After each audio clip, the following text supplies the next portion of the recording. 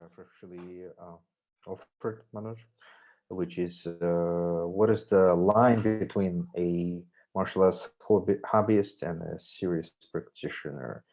Is it hours? So whether you run a school, train fighters, and can Chinese martial arts be promoted and survive via hobbyists, or does it need a professional aspect as well? Yeah, this was just an open question. Something I've thought about myself. I'm not. I don't really have an answer myself. Think. Um, I think some sort of sport aspect, or at least amateur level, organized, competitive aspect will definitely helps it to survive. But keeping the traditional practices that are not sports applicable or don't really carry over to it is a bit trickier. Because, like, you guys discussed before, like, we don't need to fight anymore. Well, hopefully you don't have to fight. So what is how do you motivate, what's the motivation to train it, right? Like, so for me, I was always just generally interested, and I enjoy doing it. It feels good, so that's why I practice as much as I do. But that considering, I still call myself a hobbyist because I don't have a school. I don't make money off it. I'm not trying to make money off it. Or I've competed if the school I was at had a competition, but outside of that, I don't really like seek it. So it's it's more of a, kind of curious your guys' opinion more than anything.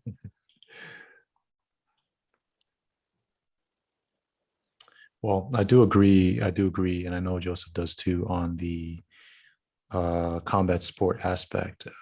But that's something that me and him have discussed ourselves, which is that I think there needs to be a kind of combat sport format that caters to the skills and attributes that a traditional martial arts is looking to cultivate, right? So, for example, if this was like a, I don't know, BJJ tournament, not exactly. There's principles that go across, but technically, tactically speaking, it's very, very different. Whereas Sanda is getting closer. The gloves, it's a bit different, yeah. And then the limits on clinching, no elbows, no knees. Okay, that's a bit different, but it's a little closer, right? MMA minus the submission grappling, or with limited ground time, maybe. Or maybe not even that intense. Maybe, like you said, maybe more amateur, maybe something more like Taiji push hands, but more fighting. Right? More fighting. You have to bridge in with strikes, and then you have to knock down or throw, or something like that. But something that promotes the attributes that we're looking for in this particular art. And if at the end of the day, this guy is going to, because of this, practices palm strikes even more, if because of this he's going to do the neigong more devotedly, whatever, I think we have to let that organically play out. But if the competitive format is tweaked, the rules of it are tweaked just right, or certain things aren't made into rules, depending on how you adjust things, it should encourage a certain kind of training. And I think that is one ingredient that we got to consider to make this stuff not just survive, but like relevant. So I'd be curious, like, what are your thoughts, Joseph, you as well, like, on what that's gonna look like, aside from, okay, it's not BJJ, it's not submission grappling focus, right? What do you guys think? Because I do think if the incentive is there, like, oh, I can win $1,000 at this tournament if I get first place. Yeah, let's do it. Right. But what would that venue, what would that format look like? Well, um, I think it's important to look at it from also historical point of view, which is what was it historically? Like, was there such a thing as a professional versus hobbyist differentiation 100 years ago, 200 years ago? I mean, we sort of know that at different points of time, there were different layers to it, so to speak. Like, probably 200 to 300 years ago, there was certain differentiation, which would be like a pyramid, so to speak, right? Which would be at the very bottom of it would be some guys that practice it as a hobby. They have been around, that just do it for whatever reasons. It's described in the famous Chinese novel, what is it called? Outlaws of the Water Margin. Water margin. So yeah. There's several characters there that are actually just kind of rich people that practice it for fun, and they are sort of slightly made fun of there because they're not that good at it, and when they run into real guys, they fail. There's street performance wushu, which actually has developed to an immense degree in 20th century, which is sports wushu now, which is just performing taolu and all kinds of magic tricks, right? So breaking stuff and things like that. So it's so that would be the street performance. There's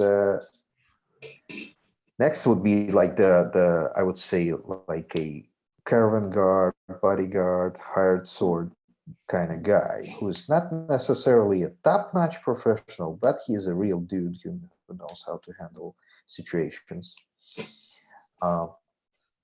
And right somewhere right there is like this village militia guys and guys that train them.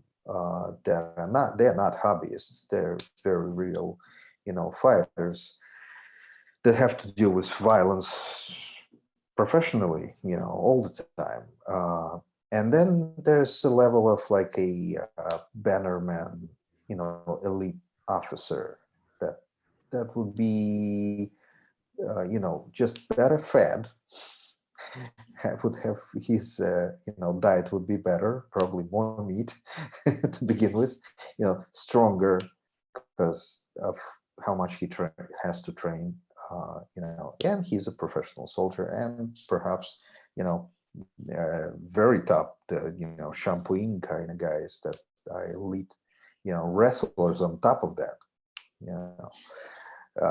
So there was definitely a differentiation there, and now I think that sort of we have the first two, which is like hobbyists and the street performers, but we are missing the number 3, number 4, and number 5 pretty much entirely, which I think could be substituted to a degree, of course not, entirely, to a degree by having a athletic competitions, which would be sort of like the Qing Dynasty examination system, where it would be, a rather exotic stone lifting competition, powerlifting, but with a twist, much more interesting, actually, in my opinion. And perhaps, Shuai Jiao is already there, which is good. So we can have the wrestling. but also a competition that would favor, traditional styles, which would be divided into categories, like of styles, groups of styles, like that, so we can concentrate on those attributes that are, well defined in those styles. Let's say like praying mantis, you have a lot of sticking, grabbing, it's an aggressive, forward moving style. So that is rewarded within the praying mantis category. And we can put all the praying mantis guys there, let's say like, we can have, all the haka style or white crane type styles, the guys that do sanjan or, sanchin guys in that category, because it's that specific, type of movement, and so on and so forth. So you can sort of develop categories, and then the winner within a category could go on to an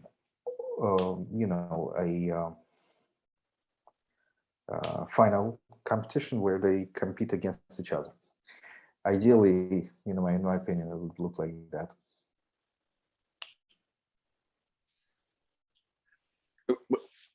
I was thinking about rule sets in competitions. One of the combat sports I like to watch quite a bit. I think it could translate maybe with some minor modifications to Chinese martial arts is the combat sambo, because you have the jacket, so you could do the sui jiao rolls. I mean, you could use a sui jiao jacket instead if you want. And it's if maybe I think in combat sambo isn't the time limited on the ground? Yeah, it's well, it's different. There's different federations of combat sambo, but I think watched it's the FIAS one. it's 5 to 15 seconds in different versions. Yeah, either eliminate it or just limit the time. And I've gone back and forth about the Sanda's on the elevated platform. But you can end up in like a sumo type situation where both people just trying to push each other out and throw everything else out the window. I don't know if you guys ever saw Karate Combat has that low wall. Yeah. I thought it was kind of interesting to have something like that in a small ring. Because one thing I noticed watching MMA, the ring is so large that it just doesn't necessarily directly discourage it, but it allows for more time when you're not in close engagement. For what I noticed in Chinese martial arts, and maybe traditional martial in general, is they don't deal with that outside ring. At least in my perception, they don't deal with that outside range for that long. All right, it's almost all the arts are like close and finish, right? So you want to encourage more of the infighting. What is that called? I think I've seen it before. They had the helmet in Taiwan, right? I don't know if it started in Taiwan, but I know that it's in Italy or France. It's in Europe somewhere. Oh, I know this one. Yeah. It's a Shobo, right? Technically, it's kind of made up in terms of like Sobo. I think comes from a Song Dynasty term for possibly some kind of wrestling format. Back then, it would have looked more like sumo. But we got less than a minute left. Okay, all right. I'll stop in a second. But yeah, they do like kind of like what you're describing, kind of like combat sambo with strido jacket and maybe less groundwork. I'd have to look into it. Let me stop the recording and we will continue this in a second.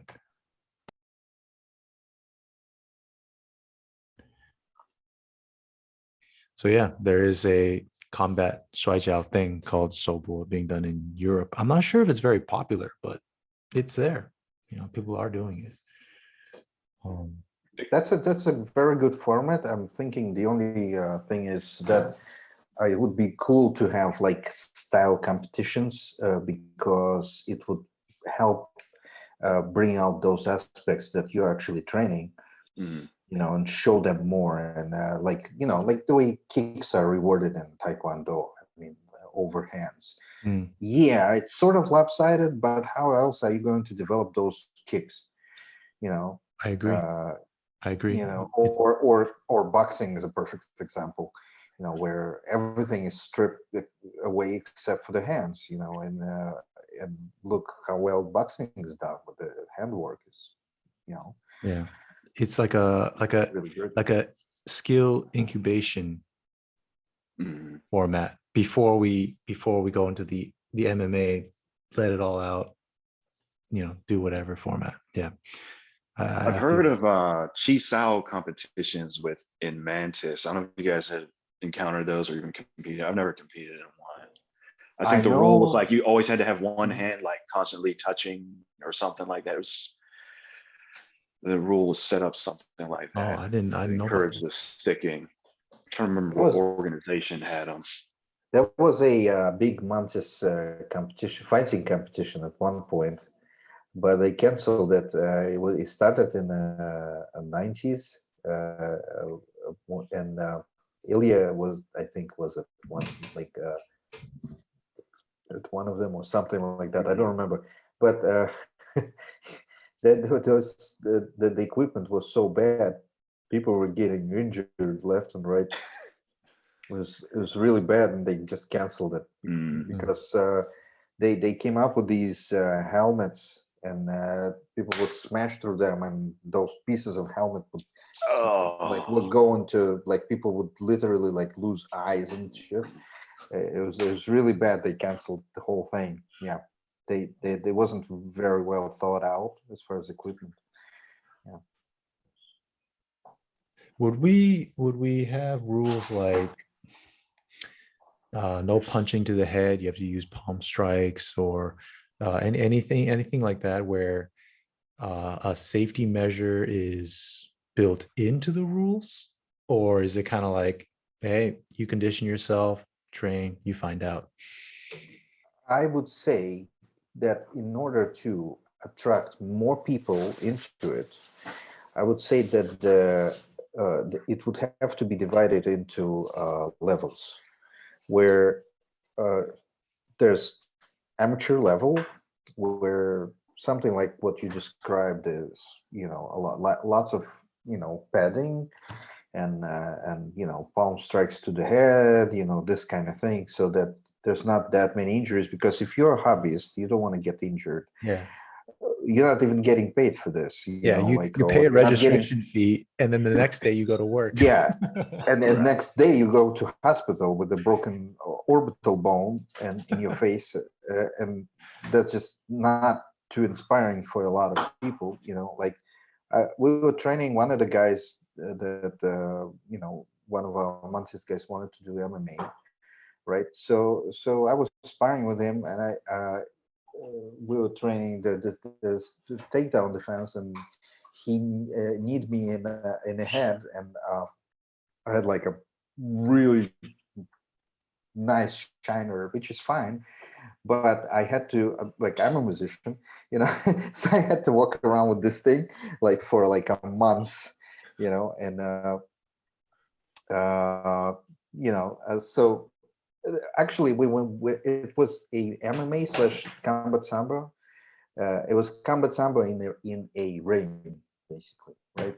So we went there and found out that you cannot actually knee people in the head when they're trying to do a takedown.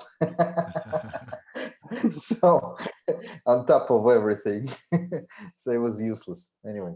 So your buddy just really liked you. I got Yeah, actually, it was my idea. I was like, let's do it again. It was like we did the whole hour of this, and I was like, no, let's do it again. And then this is where he got me in the head with the knee. You just mentioned you're training someone for MMA. What do you guys think about the I guess simple, straightforward solution of just KungFu schools just training fighters for that platform and integrating the principles and concepts rather than trying to start a new thing from scratch? I mean, because like the three of us here and probably other guests be like, yeah, it'd be great to see a KungFu tournament that's specialized for that. But that's like, we're like this niche group of people. And I think Kung Fu strongman competition would be awesome, but I don't know if anybody else wants to see it. Yeah. Well, actually, this is what we've been discussing with Vincent. That he has an idea of doing like a fight camp for wushu guys that want to do MMA or other combat sports competitions. We have done it in Moscow, and Shifu Proftil has done it in the United States. We had a school there. So our guys have competed in boxing, Muay Thai, kickboxing, MMA, and combat sambo, and they're okay. Which is it's but you kind of have to get rid of a lot of this stuff, you know. So it would be nice to have a competition where you don't have to, where you can actually do the techniques that you're trying to do. But yeah, of course, that's that for sure is a great idea. I think it's going to have to be a little bit of all three, where maybe we're doing fight camps and people get something useful out of this. Oh, a Mandarin duck kick, man, I'm always able to bust in on people when I use that. Awesome. I actually want to learn more of this stuff, right? Oh, I was able to learn this sticking drill, and man, I was in close. I thought I was going to start having to trade blows, but I didn't have to because I could stick to them. I want to learn this stuff, right? So that's one approach. And I think that's the one that's going to be able to disseminate to the most people. They're not going to learn the whole system, but we're going to get more people interested, because people are going to say, oh my God, I saw Kung Fu in that UFC fight. What the fuck was that? The fuck, that shit works? Like, right.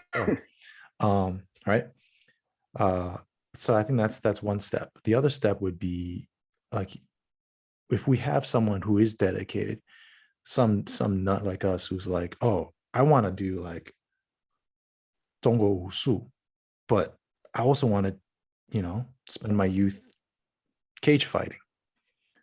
It's like, okay, well, that's a particular individual, right? That's a particular individual that's going to come together. So I don't think we can bank on always being able to groom that individual, cultivate that individual since they're like 16 or whatever. But but if there are people they look up to that are successfully using it, or at least parts of it, then they'll be like, no, I want to learn the whole thing and I want to use it. All right, cool. Awesome. Great. We welcome you with open arms.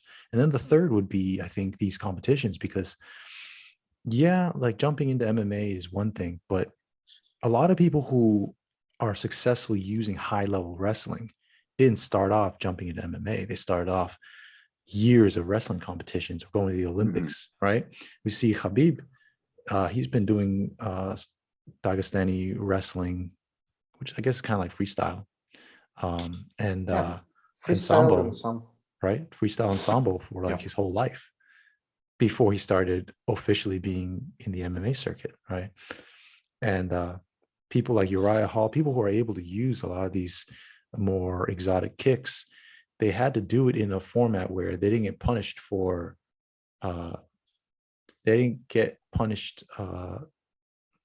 too much for trying these kicks. They had to use it. You had to be able to use it in an environment where you're encouraged to kick, and then you have to kind of tactically adapt it to, okay, how do I set up when people also wrestle, when those people also submission grapple and all that kind of stuff. So I think in the end, all of it, I'm not sure how to prioritize, but I personally think a fight camp approach is maybe the best starting point, because then you start giving people tools and they start saying, oh, wow, this gives me something I never had in my original practice. I may not be able to, maybe because of gym affiliations or how much I've invested in certain things, completely leave that. And maybe they will later in life, after their career's kind of said and done, they're 35 and they're like, you know what? I really love this stuff. And I kind of just want to work my job. Maybe I'm also a personal trainer, and then I'm going to also do wushu, right? Practice mantis or whatever. Cool. But I think that's the way that it's going to disseminate more. And once you get more people interested and more people are training this stuff with the intention of competing, I think that's when these attribute style specific kind of competitions are going to become useful, because you can incubate that skill level. They're not going to be able to just pull off a couple bridging moves or whatever. No, they're going to be able to express the full range of that, and then learn to adapt it when someone is, how do I say, okay with going to the ground in what we would consider an unfavorable situation, but is maybe okay in MMA, right? Right. Because otherwise, if we're to be honest, at least in Mantis, it is pretty close. It's pretty close to MMA in terms of what the repertoire is. Someone trying to wrestle us shouldn't be a surprise. Someone trying to kick us shouldn't be a surprise. Someone trying to punch, someone trying to elbow or knee, none of that should be a surprise. So at least for Mantis, I think this is can be a relatively smooth pipeline. All right, as far as now the interest has been gathered. There are people that want to train this and want to compete with it. The few in your gym that want to compete, and then that pipeline of attribute building competition to sort of traditional martial arts MMA style competition to just full out, hey, go out there, let's try to get you into Bellator, let's try to get you into ONE FC, UFC. I don't think for Mantis at least that pipeline is too, how do I say? It should be a pretty smooth process, I think, as long as the person's heart is in it and they don't get concussions and stuff like that. Which I think, back to Joseph, I think back to your point, I think that's one of the biggest things that we would have to try to prevent as much as possible with these amateur fighters who just want to work their skills in a competitive environment. No concussions. Like, scrapes look ugly, but concussions, that's just bad. That's just bad for you. Yeah. The thing is, like, when people send their kids to like wushu class, they don't expect them to get hit at all. Yeah. So like, I did boxing and when I switched to like Muay Thai, my mom was happy because she didn't know what it was. She was like, oh, finally. She was like, it's one of those Eastern things, you're not going to get hit in the head. I was like, you have no idea, but I didn't know that. It's like, now I'm getting kneed and elbowed on top of getting punched. Yeah, but it's kind of like, this is how people view wushu, right? So when I get kids, that I got a couple of kids that I'm training, and so we start with wrestling, basically with shuaijiao, with type stuff. We do basics, Mantis basics, with some shuaijiao basics, and we kind of wrestling is stand-up wrestling is kind of safer in that sense. Yeah, I agree. In fact, for me, in my limited competitive experience, I haven't been in a lot, but MMA type smoke show versus like sanda karate style fighting versus shuaijiao or judo. I would say, I don't want to say wrestling is easier, but you're definitely a little bit less likely to get stuff broken, just because it's not as percussive. Like, yeah, you get slammed on the ground, but if you manage yourself well and the guy's not purposely trying to spike your head into the ground, and the tatami is good enough, it should be okay. Bit banged up, bit hurt, but not like you don't have like a torn ligaments and broken bones, cracked rib cage, concussions. So yeah, I'd agree, and I think this also links with other conversations we've had, me and you, us and Jimmy. I think that's one of the aspects of traditional martial arts that we gotta dive more into, that kinesthetic wrestling, clinching, trapping aspect, but not in a way that's so divorced from actual fighting, not in a way that is only about developing that sensitivity or whatever, but like, okay, can you slip off of this and punch the guy? Can you wind in and then throw the guy, right? I think we can take that next step. We don't have to just do sticky hands or just do push hands. But they can be that safer step, between drilling and sparring and then full blown, just no holds barred, right? I don't know, maybe like a kind of wrestling with striking to throw, knock down, or something like that. As soon as they fall or lose their balance, boom, get back up, 2 out of 3 or something like that. I don't know.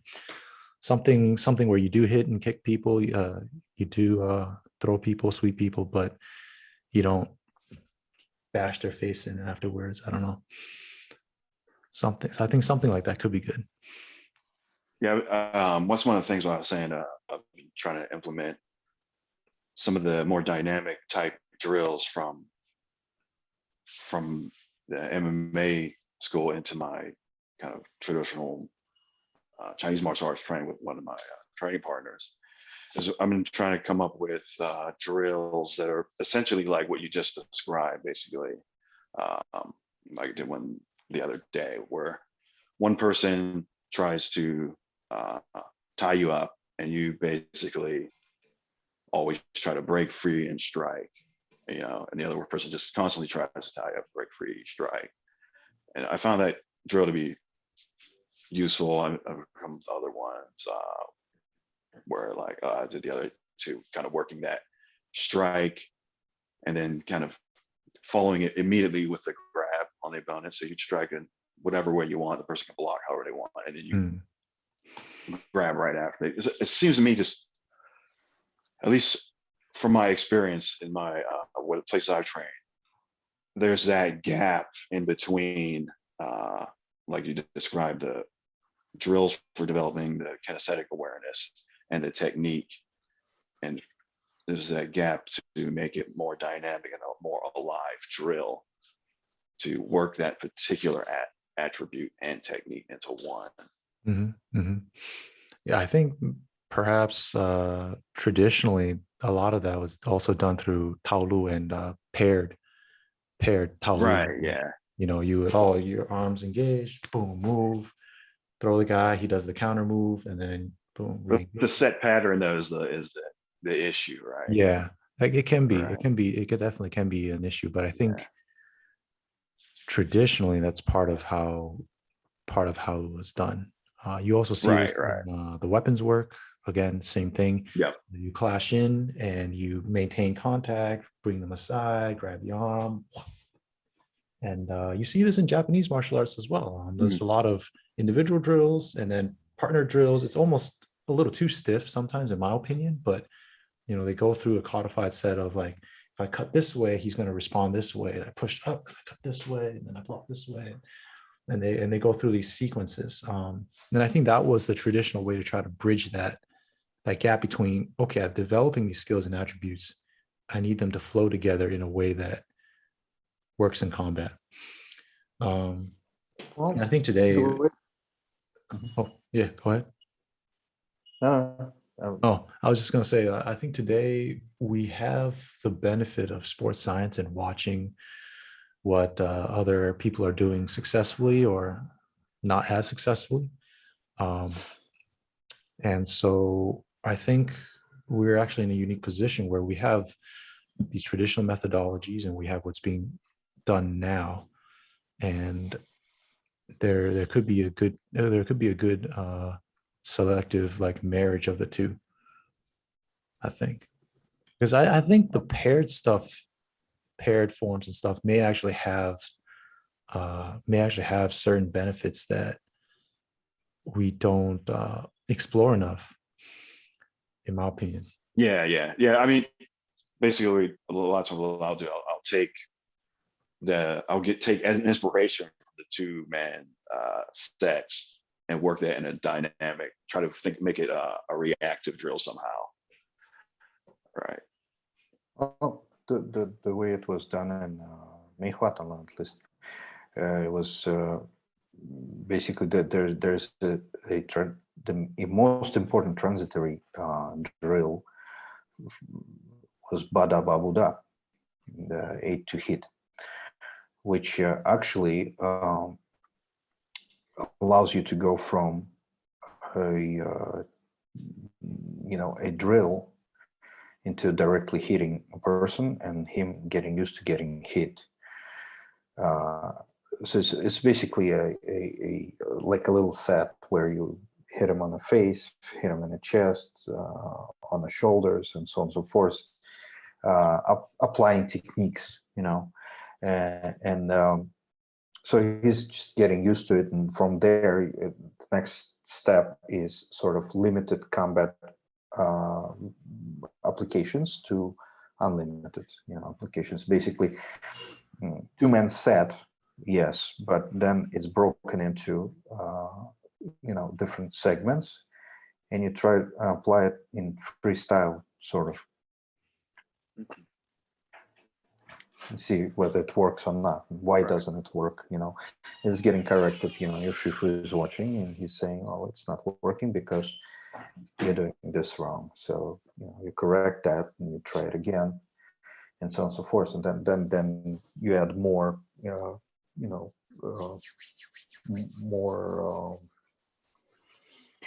more strikes into it. Let's say like he's just striking with a straight punch. Then he's doing different punches, so on and so forth, and then you go on to normal sparring. Basically, we actually don't have any like sticky hands in our style. Yeah, I was going to ask. When I did 7-star Mantis, Yeah, we called it cheese sal, but it was almost like freeform spar, but we were always like stuck to the person. So we would do sweeps and trips and all that stuff, and light strike, weren't blasting each other in the head, but like you place it right. I don't know if you guys trained that same way. No, not in our style. We did not have any drills like that. Like no chisao or no sticky hands.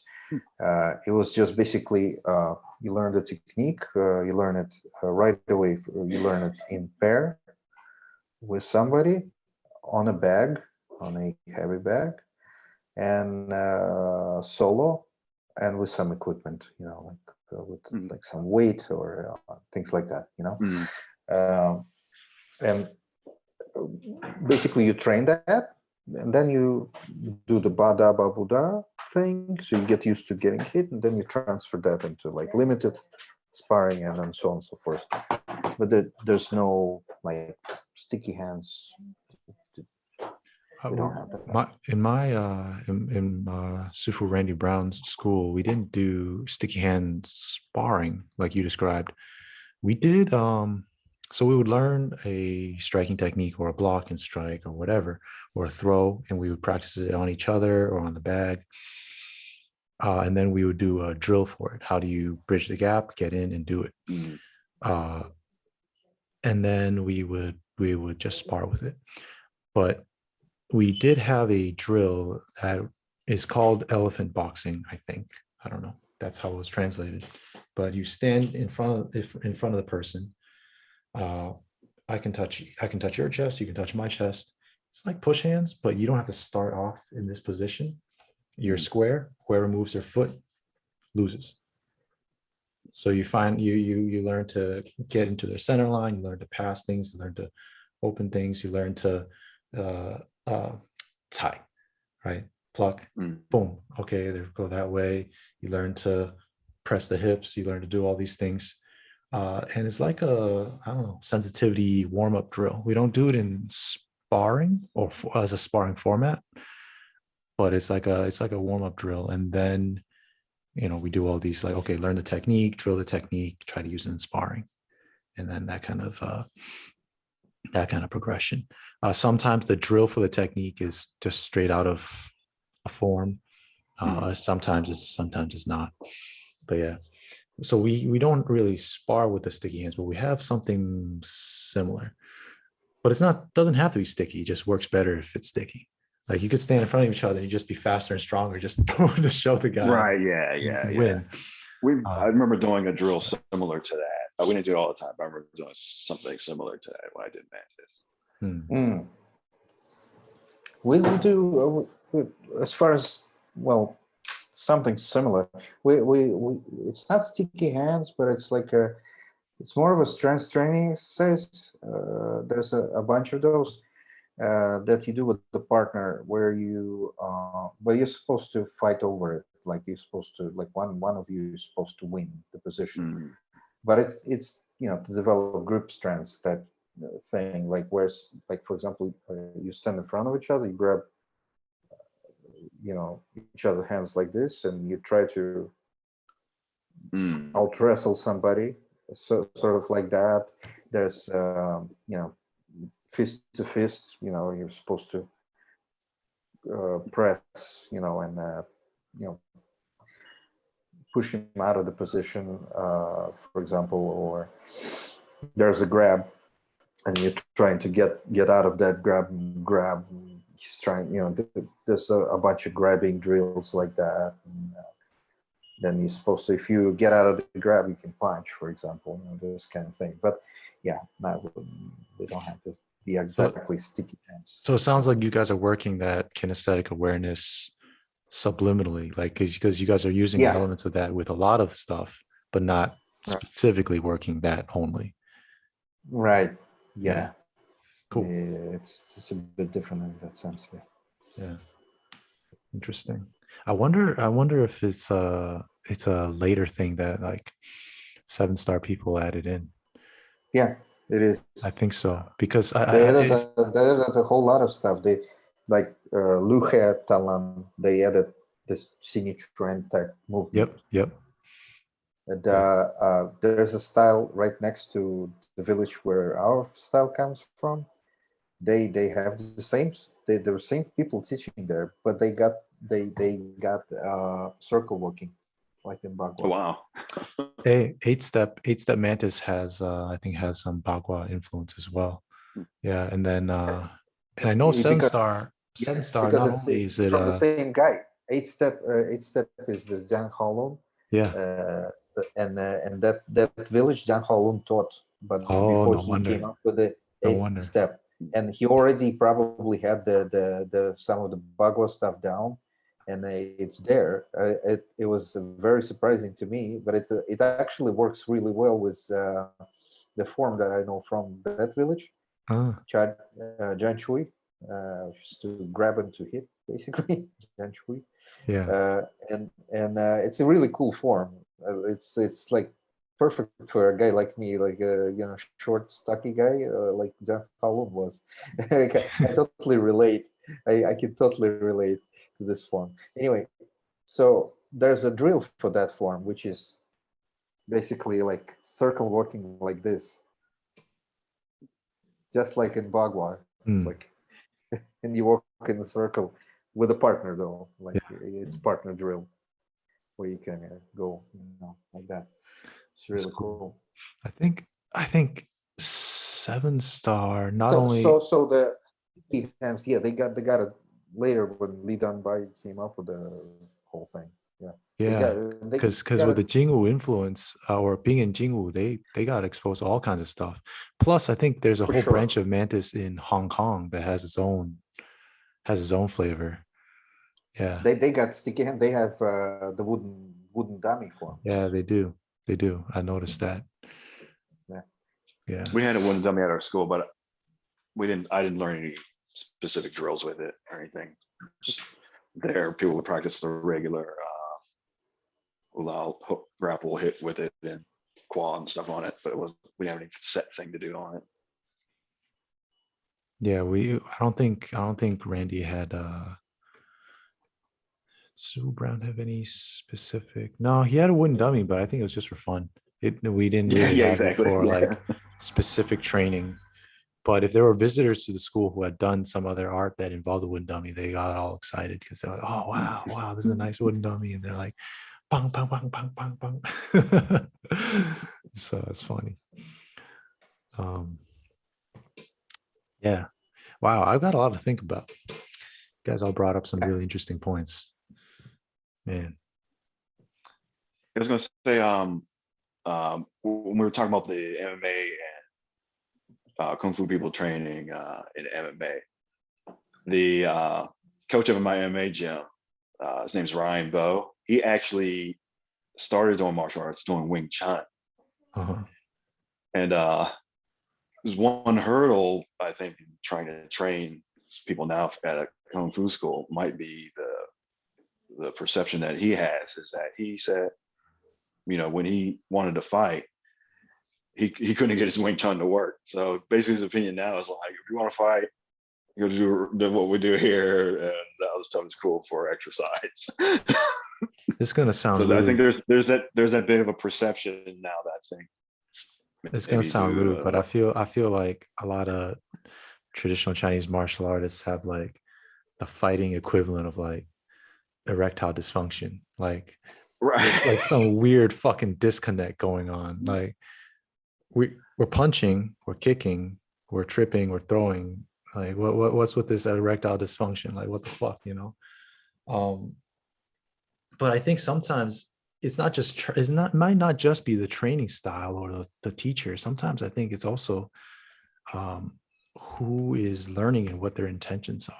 No, that also goes back to our hobbyist versus pro, or where is the line? How do we define that? Because I met some people through martial arts, through Chinese martial arts, where they're doing it for the culture. Right? They're doing it for the culture. Right. They may even be able to fight, maybe, but they don't want to. They don't really want to. They want to feel like they can, but they're really doing it for the culture, right? They think that stuff is cool, and that's that, and that's okay. And there's other people who think it's cool, but they want to kick ass. That was from day one. They wanted to kick ass, and some of them stick with it. Some of them, because of their disappointment, end up going into sanda or other things that are like kind of related but a little different, or they end up doing, say, like Muay Thai, and then they use some of that stuff in that new format, and then they're like a kind of a special, little quirky nak Muay. They do things a little different, and that's cool too. But I think sometimes it's also just like perception, because like a lot of times people get into like the philosophy and cultivation and moral qualities that come with that people think, oh, traditional martial arts cultivate. And I think that's all that good shit comes like after you do all the work and after you can kick people's asses and after you've gotten your ass kicked a dozen times and you've been humbled a dozen times, you've had to overcome it a dozen times. Right. That's when all those attributes come. It's because of the fighting. It's not in spite of martial arts. Somehow you end up developing. No, it's because you go through the grind. And I think people get weird ideas. Like they think they're going to be on Udang Mountain in the mist, like fucking some kind of sage. It's like, no, you got to climb the mountain first. Yeah. You got to climb this mountain first. You got to go through this training. You have to fight. You have to do these things to get those results. Like once you climb the mountain, you find out there's nobody there but you got to do it. But you got there. Guess what? Yeah. You're the fucking sage. Yeah. You did the work to get there. You didn't just put on fancy robes and like ride the taxi up there to impress the tourists, like I guess the question becomes like, how do you overcome that false perception that seems to somewhat pervade people's minds? It could have just been my own perception is that it's pervading, but maybe it's not. I don't know. I think that's the easiest one. Mm-hmm. I think because this stuff is martial arts, right? And at the end of the day, if someone sees it working, that's it. All we needed was for Machida to be able to do this to somebody and then crane kick them in the face, and then everyone's that's like, true. The front kick, and everybody's like, this works. And the funny thing is, it's like these are just for karate. This is bare basics, right? But Machida worked on making it work in the octagon, and these other motherfuckers aren't paying attention to it because in their little worlds, only, I don't know, freestyle, boxing, Muay Thai, and Brazilian Jiu-Jitsu exists. So, eh. But notice this, you are listing Brazilian Jiu-Jitsu there. Nobody in their right mind prior to 1993 would list any Jiu-Jitsu in that list. I was doing Muay Thai, and when I heard Ultimate Fighter, and I was gonna watch it, I was like, oh, okay, I know who's gonna win. The boxers and Thai boxers are gonna win everything. Of course, everybody else is delusional, right? And all of a sudden, this skinny dude in the kimono won by doing exactly what the martial arts claim that they are able to do. Using technique, strategy that allows, for a smaller guy to win against a bigger, stronger guy, which is exactly what happened. Yeah, yeah. If you think about it, he was sort of the smaller guy, comparing to most of these guys. There were some boxers there, kickboxers, wrestlers, and he won. And I think that was a huge win for traditional martial arts, because what is BJJ? Yeah, it's If judo not that. groundwork taken to a whole nother level. Yeah. Yeah. So I think it's been done, and it will be done again. We'll see Chinese martial arts at some point there. Yeah. But I think we need to do something about it as well. Yeah, I think we all have a part to play in this. Yeah, because I mean, hey, we've seen BJJ, we've seen karate, we've seen judo show up. People are like, oh yeah, all these big throws, they don't work. Well, there's people who do them in the UFC. So all these spinning kicks, they don't work. Spinning back fists, they don't work. Chopping fists, they don't work. Okay. Oblique kicks. So we talked about this in our last conversation, right? It's I think as soon as somebody comes in and is able to definitively, just visually, you see, oh, they're doing that Chinese stuff, and they just knock the guy out or just slam the guy on his ass. Okay, that's all it takes. After that, of course, there needs to be people who are willing to teach and willing to teach fighters, able to make space and make time for fighters. Otherwise, it'll fizzle out and just be an exceptional moment, right? Like Kung Lee was one of the few that could use a lot of these moves common in Sanda, but use them in MMA. But because there aren't enough Sanda to MMA kind of pipelines, you're not pumping out like 10 Kung Lees a year, we just see one. But there's a lot of guys who have these attributes. There's a disconnect, And I think part of that's because I think Sanda is biggest in places like China, Russia, and MMA is just starting to really filter into these areas now, right?